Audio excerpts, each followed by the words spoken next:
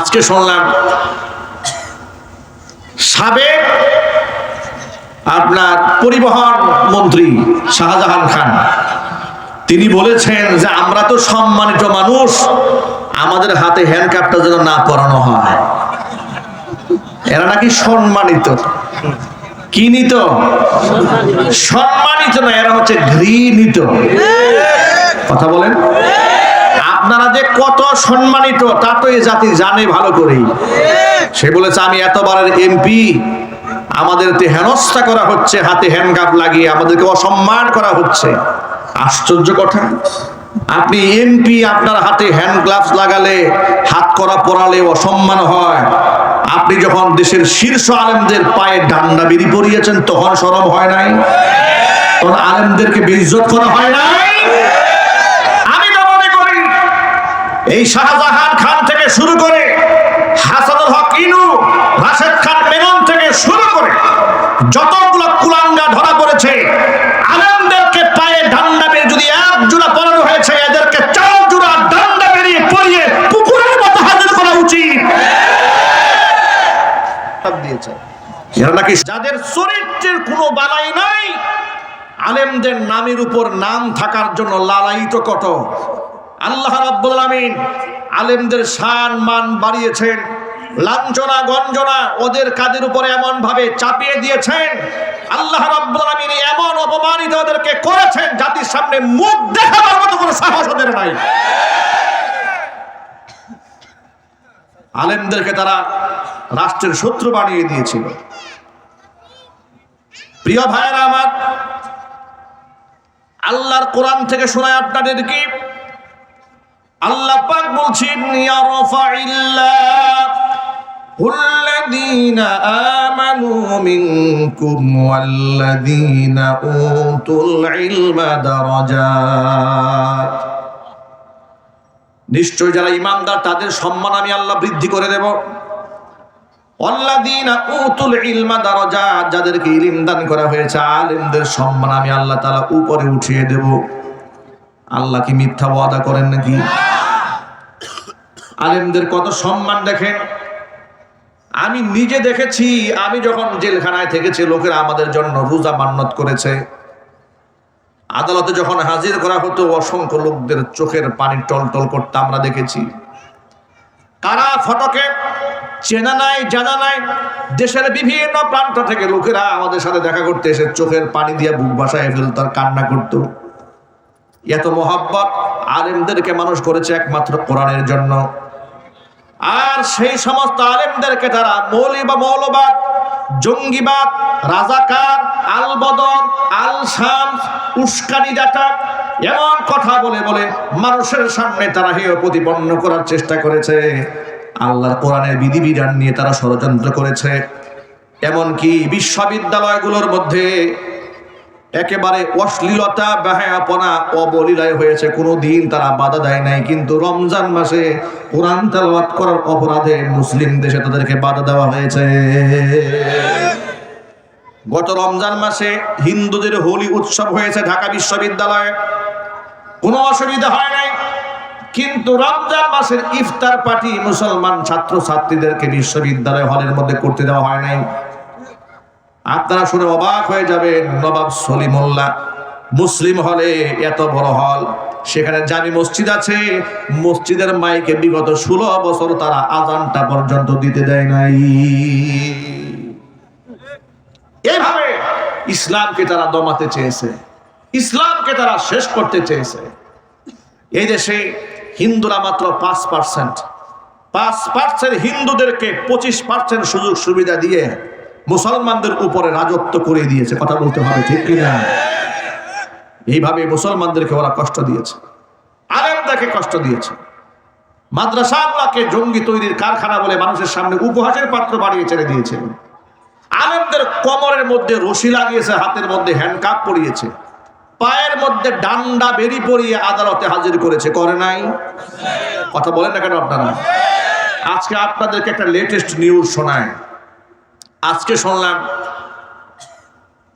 সাবেক আপনার পরিবহন মন্ত্রী শাহজাহান খান তিনি বলেছেন যে আমরা তো সম্মানিত মানুষ, আমাদের হাতে হ্যান্ডকাপটা যেন না পরানো হয়।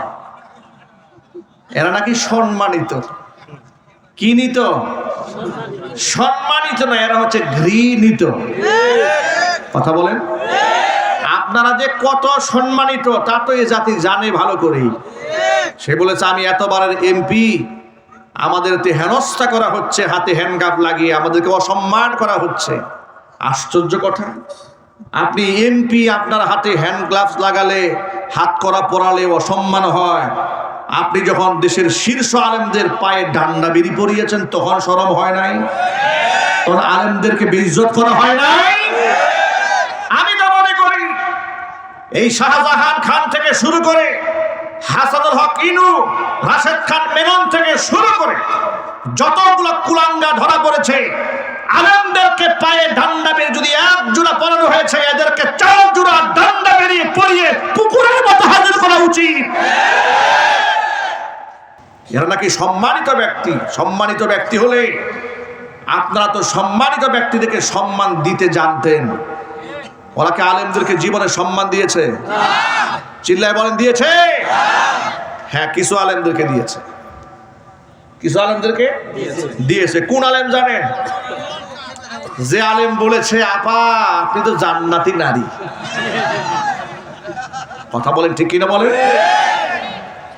যে বলেছে আপনি তো কওমি জননী, তাদেরকে কিছু সম্মান তারা দিয়েছে। সম্মান দেয় নাই, ইউজ করেছে। আপা যখন পালিয়েছে, এই সমস্ত মৌলবীরাও পালাইছে। কথা বলতে হবে ঠিক কিনা বলেন? মানুষ এত নিচে নামতে পারে? মানুষ এত পদলেহন করতে পারে?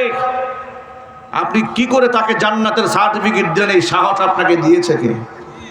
কি করে দিয়েছে? শত শত আলেম কারাগারে বন্দী, আর আপনি তার জেলখানা থেকে এখনো পর্যন্ত অসংখ্য আলেমরা কারাগারের ভিতরে আছে, স্বৈরাচারী আটকায় রেখেছে, আর আপনি বাহির থেকে বেহেশতের সার্টিফিকেট দিয়ে দিচ্ছেন। কি বাইতুল মোকাররমে খতিব হওয়ার জন্য? যে মৌলবী শেখ হাসিনারে জান্নাতের সার্টিফিকেট দিয়েছে, ওই মৌলবী বাইতুল মোকাররমের খতিব তো দূরের কথা, গ্রামের মসজিদের খাদেম হওয়ার যোগ্যতা রাখে না। এগুলো চাটুকার দালাল। কথা বলেন। এরা জীবনেও জেল খাটে নাই, জীবনেও জরিমানা দেয় নাই। মনে রাখবেন, হক্কানি আলেমরা জেল খেটেছে আল্লাহর কোরআনের জন্য, ইসলামের জন্য। কথা বলেন ঠিক কিনা বলেন? এই যে আজকে বাচ্চারা এখানে জানাজার নামাজের দৃশ্য দেখিয়েছে, আল্লাহু আকবার। ছোট্ট ছোট মাসুম বাচ্চারা, বেগুনাহ, বেহেশতের ফুল মনে হচ্ছিল আমার কাছে। মনে হচ্ছে এক একটা জান্নাতের পাখি। বেগুনাহ মাসুম বাচ্চাগুলাকে শিশুবেলা থেকে হাতে খড়ি করে কিভাবে জানাজার নামাজের দোয়াগুলো বিশুদ্ধভাবে পাঠ করতে হয় আপনাদের সামনে জনসম্মুখে তারা দেখিয়ে দিয়েছে। এগুলা হচ্ছে মাদ্রাসাগুলোর অবদান। ঠিক কিনা বলেন? এগুলা মাদ্রাসাগুলোর অবদান। এখান থেকে এই অবদান তারা শিখে কি করেছে বাস্তব জীবনে শোনায় আপনাদেরকে। দেশে যখন করোনায় মহামারী দেখা দিল, করোনাকালীন সময়ে যখন বাবার লাশ পড়ে আছে, ছেলে লাশকে স্পর্শ করে না, স্বামীর লাশ ঘরে পড়ে আছে, স্ত্রী ধরে না। নোয়াখালী লক্ষ্মীপুরের দিকে নিচতলা স্বামীর লাশ পড়ে আছে, স্ত্রী দোতলায় বসবাস করে, ভয়ে স্বামীর কাছে যায় না। নারায়ণগঞ্জে 3 দিন পর্যন্ত উঠালে লাশ পড়ে আছে, লাশ কেউ ধরে না, লাশ কেউ স্পর্শ করে না।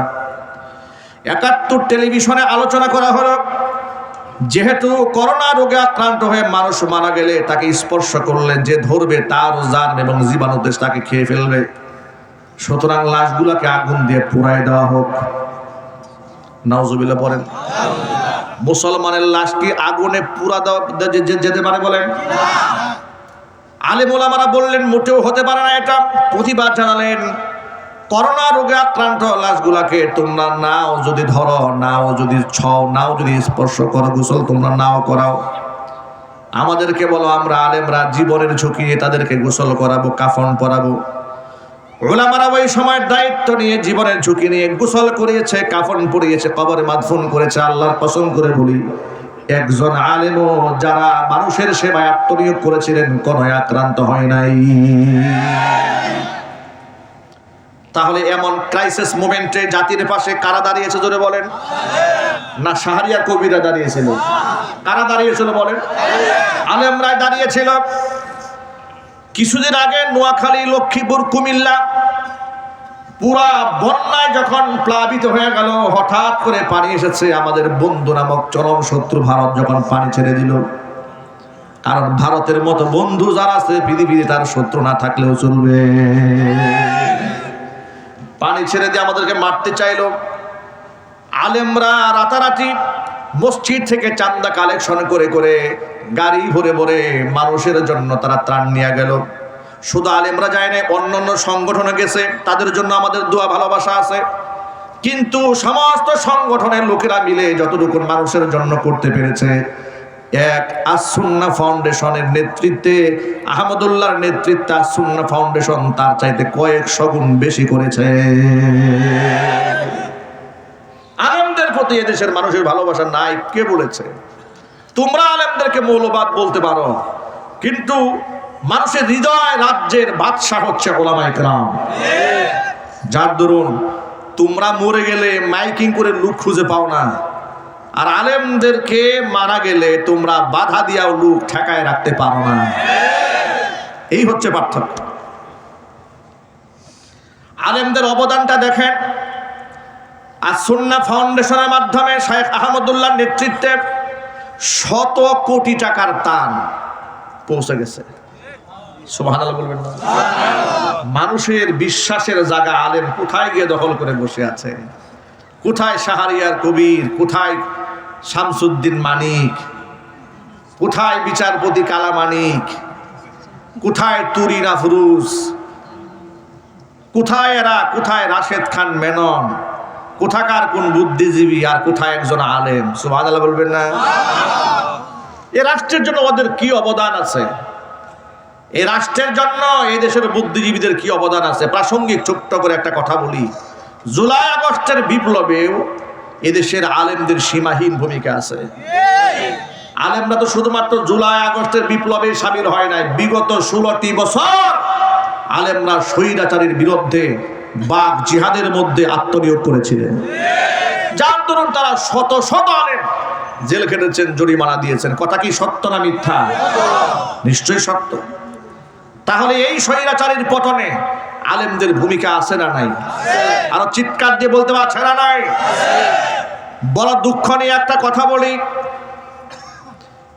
অসংখ্য আলেম ওলামা তুলাবা স্কুল কলেজ ইউনিভার্সিটির ছাত্রদের রক্তের বিনিময়ে দেশ স্বাধীন হলো এবং অন্তর্বর্তীকালীন সরকার গঠিত হয়ে গেল। সেই অন্তর্বর্তীকালীন সরকারের প্রতি এদেশের মানুষের ব্যাপক প্রত্যাশা। মানুষের এক নাম্বার প্রত্যাশা হচ্ছে যারা পাখির মতো গুলি করে মানুষদেরকে হত্যা করেছে, প্রত্যক্ষ কিংবা পরোক্ষভাবে যারা জড়িত আছে, একটাকেও যেন ছাড় দেওয়া না হয়। দ্রুত ট্রাইব্যুনালে বিচার কার্যকর করে সবগুলাকে যেন ফাঁসির দণ্ডে ঝুলায় দেওয়া হয়। এই প্রত্যাশা আপনাদের আছে না? কার কার আছে? তো হাত দেখি তো আমি।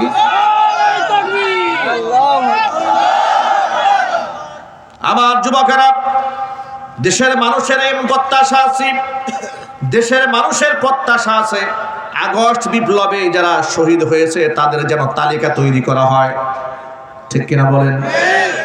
তাদেরকে যেন প্রণোদনা দেওয়া হয়, অনুদান দেওয়া হয়। কারণ তারা হচ্ছে এই স্বাধীনতার জন্য তারা জীবন দিয়েছে, তারা হচ্ছে আসল মুক্তিযোদ্ধা। ৭১ যারা স্বাধীনতা বিরোধী ছিল তারা যদি রাজাকার হয়, তাহলে 2024 সালের স্বাধীনতা বিরোধী যারা ছিল তারা কিন্তু আরো ডাবল রাজাকার। এগুলা ডিজিটাল রাজাকার। ডিজিটাল রাজাকারের বাংলার জমিনে রাজনীতি করার কোনো অধিকার নাই। ধর্ম উপদেষ্টা একজন আলেম হয়েছেন, হৃদয় আমাদের শান্ত হয়েছে। কিন্তু আমাদের প্রশ্ন হলো, আলেমরা রক্ত দিয়েছে, সাধারণ ছাত্র রক্ত দিয়েছে, উপদেষ্টা মণ্ডলীর সদস্য একমাত্র তারাই হকদার যারা এই জুলাই আগস্টের বিপ্লবে যারা জিহাদে শামিল হয়েছিলেন। জোরে বলেন ঠিক কিনা? কিন্তু কোথাকার কোন সলিমউদ্দিন, নাম তার ফারুকি, মুস্তফা ফারুকি, নাট্যকার, নাটক বানায়, সিনেমা বানায় এবং নাটক সিনেমার মধ্যে সুকৌশলে ইসলামের বিরোধিতা করে। হেফাজতে ইসলামের মুহতারাম সম্মানিত আমির যিনি ছিলেন শাইখুল ইসলাম আল্লামা শাহ আহমদ শফী রাহমাতুল্লাহি আলাইহি নব্বারাল্লাহু মারকাদাহু ওয়া জাআলাল জান্নাতা মাসওয়াহু, সকলেই বলেন আল্লাহুম্মা আমিন। এত বড় কিংবদন্তি আল্লাহর ওলিকে তেতুল হুজুর বলে আখ্যায়িত করেছিল এই মোস্তফা ফারুকী। হেফাজতে ইসলামের 5 মে শাপলা চত্বরে যখন স্বৈরাচারী গণহত্যা চালিয়েছিল, লক্ষ লক্ষ বুলেট ছেড়ে তাহাজ্জুদ গুজারি মাদ্রাসার ছাত্রদেরকে শহীদ করে দিয়ে শহীদদের দেহগুলাকে ডাস্টবিনে নিক্ষেপ করেছিল, নদীর মধ্যে ফেলে দিয়েছিল। ম্যানহোলের ঢাকনা ওপেন করে ভিতরে লাশগুলাকে ফেলে দিয়ে যারা গুম করে ফেলেছিল, ওই চিত্রকে স্মরণ করে সেদিন রাত 3টা বাজে এই মোস্তফা ফারুকী ফেসবুক স্ট্যাটাসে লিখেছিল, শাপলা চত্বর জঞ্জাল মুক্ত হলো। আপনি আন্দাজ করতে পারেন যে আলেমদের প্রতি এই কুলাঙ্গারের বিদ্বেষ কত মারাত্মক। আপনি ভাবতে পারেন এদেশের ইসলাম ধ্বংস করার জন্য তার কত হাত রয়েছে। নিজের স্ত্রীকে দিয়া পরপুরুষের মনোরঞ্জন করে সিনেমা বানায়, এইরকম ব্যক্তিত্বহীন নির্লজ্জ বউকে দিয়া দেহ ব্যবসা করিয়া পয়সা ইনকাম করে। জুলাই আগস্টের বিপ্লবে এদের কোনো অবদান নাই, বরং এদের অবদান হচ্ছে বিগত 16 বছরে স্বৈরাচারীর পদলেহন করে, এমনকি মুজিববাদীকে লালন করে তারা ক্ষমতার সমস্ত স্বাদকে তারা সাধন করেছে এবং কাফের বেঈমানদের গোলামি করেছে। গণ অভ্যুত্থানে যে রাষ্ট্র কায়েম হয়েছে সেই রাষ্ট্রের উপদেষ্টা মণ্ডলীর সদস্য এমন একটা কুলাঙ্গার হবে, এটা বাংলাদেশের মুসলমান কোনোদিন মানতে পারবেন না। কথা বলতে হবে, ঠিক কি বলে? ইসলামের শত্রুরা হুঁশিয়ার সাবধান, ইসলামের শত্রুরা হুঁশিয়ার সাবধান, আল কোরআনের আলো ঘরে ঘরে জ্বালো, নারায়ে তাকবীর। আমাদের কথা বার্তা বড় স্পষ্ট। এদেশের মানুষ যদি আওয়ামী জাহিলিয়াতকে মোকাবেলা করতে পারে জীবন দিয়ে, রক্ত দিয়ে, অন্তর্বর্তীকালীন সরকারের প্রতি আমাদের স্পষ্ট বার্তা হলো, এই কুলাঙ্গার যে ব্যক্তি আলেমদেরকে তেতুল হুজুর বলে গালি দিয়েছে, আলেমদের বিদ্বেষ অন্তরে পোষণ করে, ইসলামিক কালচারের বিরুদ্ধাচরণ করে, সিনেমা নাটকে সুকৌশলে দাড়ি এবং টুপিকে যেই ব্যক্তি অপমান করে, আমি আপনাদের কাছে জানতে চাই এমন ব্যক্তি এই রাষ্ট্রের কি উপদেষ্টা হতে পারে? আরো জোরে বলেন, পারে? তাকে ঘাড় ধাক্কা দিয়া একে উপদেষ্টা পরিষদ থেকে বাদ দিতে হবে। এই প্রস্তাবে রাজি আছেন কারা কারা? দু হাত দেখতে চাই। যদি বাদ নেওয়া না হয়, যদি বাদ না দেওয়া হয়, ছাত্রদের নেতৃত্বে, ওলামাদের নেতৃত্বে, যদি হেফাজতে ইসলামের নেতৃত্বে কোনো আহ্বান আসে, তাহলে জুলাই আগস্ট বিপ্লবে যেভাবে আমরা একাকার হয়ে ঝাঁপিয়ে পড়েছিলাম, এই সমস্ত কুলাঙ্গারদেরকে রাষ্ট্রের পথ থেকে সরাই দেওয়ার জন্য আমরা আবার একাকার হয়ে যেতে চাই। রাজি আছেন কারা কারা? দু হাত দেখতে চাই। আল্লাহ তুমি আলেমদেরকে এবং এদেশের সাধারণ মানুষদেরকে ইসলামের স্বার্থে, দ্বীনের স্বার্থে, রাষ্ট্রের স্বার্থে এক বানাইয়া দাও। জোরে করে আল্লাহুম্মা আমিন। হাত নামান। সাংস্কৃতিক উপদেষ্টা, সাংস্কৃতিক মন্ত্রী যদি বানাতে মনে চায়, কবি মুহিব খানকে বানান। ঠিক কিনা বলেন? এদেশে কি জ্ঞানী গুণী মানুষের অভাব পড়েছে নাকি? আমার প্রশ্ন হচ্ছে, মুজিব একটি জাতির রূপকার, এই সিনেমাতে অভিনয় করার কারণে নায়ক তার প্লট হারাইছে উত্তরাতে। আবার ওই একই সিনেমায় অভিনয় করেছে এই মোস্তফা ফারুকী স্ত্রী অভিনয় করেছে। তাহলে ওই সিনেমায় অভিনয় করে একজনে প্লট হারাবেন, আরেকজনে মন্ত্রিত্ব পাবেন, ঘটনাটা কি? কথা বলেন। এরা তো মুজিববাদের গোলাম ছিল, চিল্লায় বলতে হবে, ঠিক কিনা? জুলাই আগস্টের চেতনার সাথে মুজিববাদীর গোলামি কোনোদিন এক হতে পারে না। সুতরাং তার সুকৌশলে কিন্তু ওরা দেশটার মধ্যে একটা দাঙ্গা লাগিয়ে ছাড়বে। আমরা আরো কষ্ট পেয়েছি এই মোস্তফা ফারুকীকে যখন উপদেষ্টা পরিষদের সদস্য বানানো হয়েছে, তখন চট্টগ্রামে কিছু তোলাবাড়া আন্দোলন করেছে। সেখান থেকে নাকি 5 জন ছাত্রকে পুলিশ গ্রেফতার করেছে। আহারে চান্দু, এদেশে যারা হত্যা করেছে, অসংখ্য মানুষকে খুন করেছে, গুম করেছে, তাদেরকে এখনো পর্যন্ত তোমরা অ্যারেস্ট করতে পারো নাই। কথা বলে না কেন? যারা মানুষ খুন করেছে এরা অবলীলায় ঘুরে বেড়াচ্ছে, এরা মিছিল করে, মিটিং করতে চায়, এদেরকে গ্রেফতার করতে পারো নাই। আর মুস্তফা ফারুকের মতো একটা নিকৃষ্ট লোকের বিরুদ্ধে রাস্তায় দাঁড়িয়েছে, তোমরা তাদেরকে অ্যারেস্ট করেছো, গ্রেফতার করেছো। মনে রেখো, হাসিনার মতো এমন স্বৈরাচারীকে যদি এদেশের মানুষ পিটা দিয়া দেশান্তরিত করতে পারে, তোমরা এই জাতির বিরুদ্ধে দাঁড়াতে যেও না, তাদের সেন্টিমেন্ট নিয়ে খেলতে যেও না, তাহলে পিটা তোমাদেরকেও খেতে হবে। আলেমদের কত অবদান এই রাষ্ট্রে দেখেন। আগে বলেন সুবহানাল্লাহ, আগে বলেন আলহামদুলিল্লাহ। এই দেশে আলেম ওলামাদের কত অবদান। সরকারের কোন প্রকারের বেনিফিশিয়ারি তারা নন। এক একটা মাদ্রাসার ছাত্র ইন্টারন্যাশনাল হিফজুল কোরআন প্রতিযোগিতায় অংশগ্রহণ করে, অংশগ্রহণ করার পরে তারা সেই কম্পিটিশনে অংশগ্রহণ করে দুবাইয়ের মাটিতে দাঁড়িয়ে, কাতারের মাটিতে দাঁড়িয়ে, সৌদি আরবের মাটিতে দাঁড়িয়ে, তুরস্কের মাটিতে দাঁড়িয়ে, যে মক্কাতুল মুকাররমাতে আল্লাহর কোরআন নাজিল হয়েছে সেই দেশের সন্তানদের সাথে মুসাবাকা করে, কম্পিটিশন করে, গরিব মায়ের সন্তানরা কোরআন প্রতিযোগিতায় ফার্স্ট ক্লাস ফার্স্ট হয়ে যায়। রাষ্ট্রের পক্ষ থেকে ছাদ খোলা বাসে তাদেরকে সংবর্ধনা দেওয়া হয় না, কিন্তু মহিলারা হাফ প্যান্ট পরে ট্রফি একটা নিয়ে আসছে। আহারে কত খুশি, ঠিক কিনা ভাই? খুশির কোনো শেষ নাই। এদেশের মিডিয়াগুলা, বেশিরভাগ মিডিয়া এগুলা হচ্ছে ইহুদি খ্রিস্টানদের দালাল। কথা কি সত্য না অসত্য? ওরা আলেমদের অবদানকে তুলে ধরতে চায় না, এখনো চাচ্ছে না। এই জন্য মনে রাখবেন, স্বৈরাচারী বিদায় হয়েছে কিন্তু নাতিপুতি কিন্তু আছে, ঠিক কিনা বলেন? এমন যেন না হয় ওই খরগোশ আর কচ্ছপের গল্প ছোটবেলায় পড়েছি, বিজয় তো হয়েই গেছে, আমি তো যাবই সামনে, টেনশন নেই, একটু ঘুমায় নেই। ভাই, ঘুমানোর সুযোগ নাই। ঘুমানোর কি সুযোগ আছে? ঘুমানোর সুযোগ নাই। ওই যে চট করে আসার চিন্তা করতেছে। কথা বলে না কেন? আপনাদের প্রস্তুত থাকার দরকার আছে না নাই? আপনারা কি প্রস্তুত আছেন? তো আমরা বলি আপা আপনার চট করে আসার কোনো দরকার নাই। আমরা আপনাকে স্যালিউট দিয়ে একেবারে সুস্বাগত জানিয়ে বরণ করার জন্য 18 কোটি মানুষ প্রস্তুত হয়ে বসে আছে। কবে আসবেন খালি বলেন, একেবারে সুদাই এয়ারপোর্টে চলে যায়। আপনাকে একটু বরণ করে নিয়ে এসে ট্রাইব্যুনালে দাঁড় করাই দিয়ে ঝুলাই দিই। এদেশের মানুষের বহুত স্বপ্ন, আপনার ঝুলাবার দৃশ্যটা দেখবে তারা। এটা মানুষের জীবনের বহুত স্বপ্ন। 5ই মে রাতের বেলায় গণহত্যা চালিয়েছিলেন আপনি, আবার সংসদে দাঁড়িয়ে বলেছিলেন হেফাজত ইসলামের লোকেরা গায়ে রং মেখে নাটক করেছে।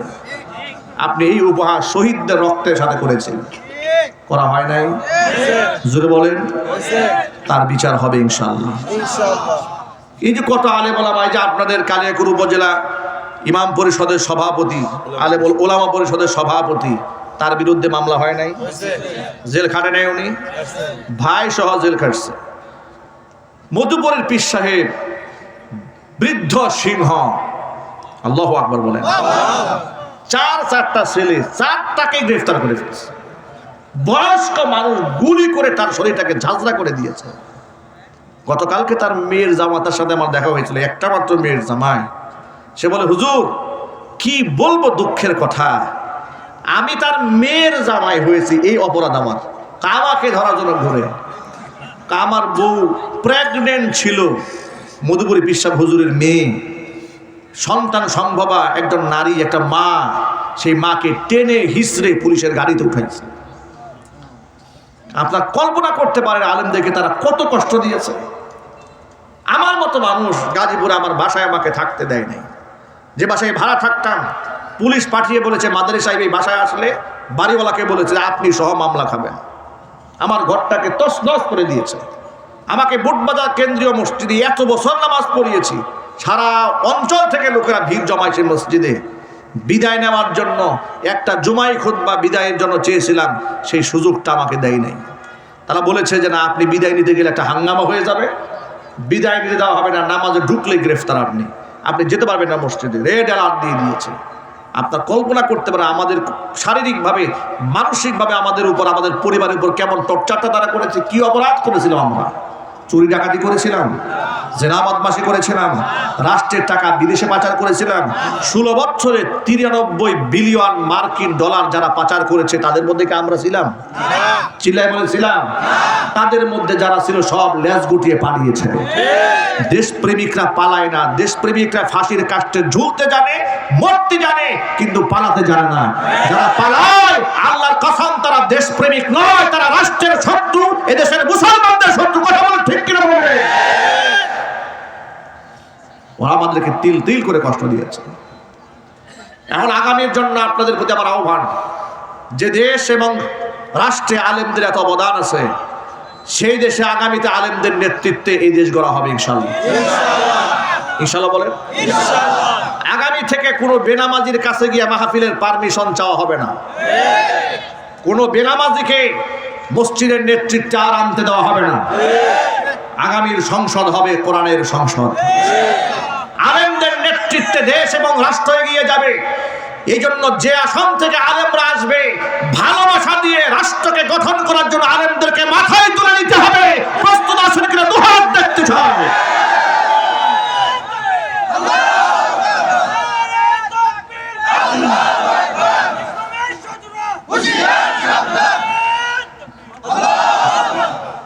আল্লাহর পথে যারা থাকে তাদের কোনো ভয় নাই, কারণ তাদের কিসের ভয় থাকে?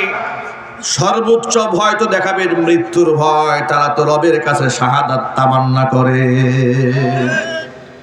যারা আল্লাহর পথে চলে, আল্লাহর কথা বলে, আল্লাহকে ভালোবেসে সপেছে জীবন, তাদের কিসের ভয়?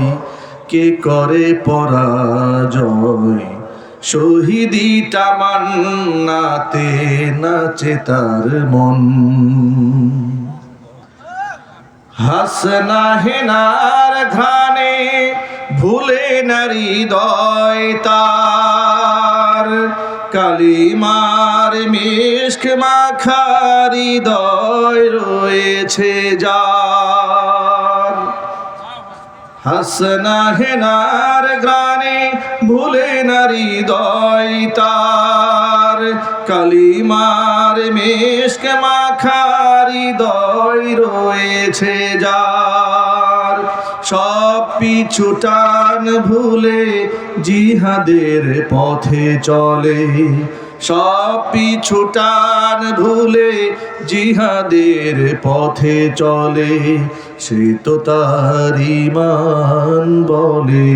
যারা আল্লাহর পথে চলে, আল্লাহর কথা বলে, আল্লাহকে ভালোবেসে সপেছে জীবন, তাদের কিসের ভয়?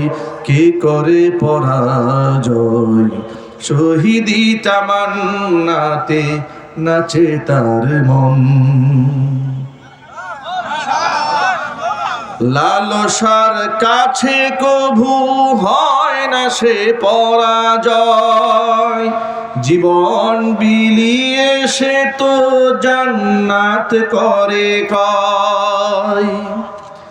লালসার কাছে কভু হয় না সে পরাজয়, জীবন বিলিয়ে সে তো জান্নাত করে কয়। মৃত্যুর মুখোমুখি দাঁড়িয়েও যারা সুখী, মৃত্যুর মুখোমুখি দাঁড়িয়েও যারা সুখী, এসো আজ তাদের দলে। যারা আল্লাহর পথে চলে, আল্লাহর কথা বলে, আল্লাহকে ভালোবেসে সপেছে জীবন, তাদের কিসের ভয়? কে করে পরাজয়? শহীদি তামান্নাতে নাচে তার মন।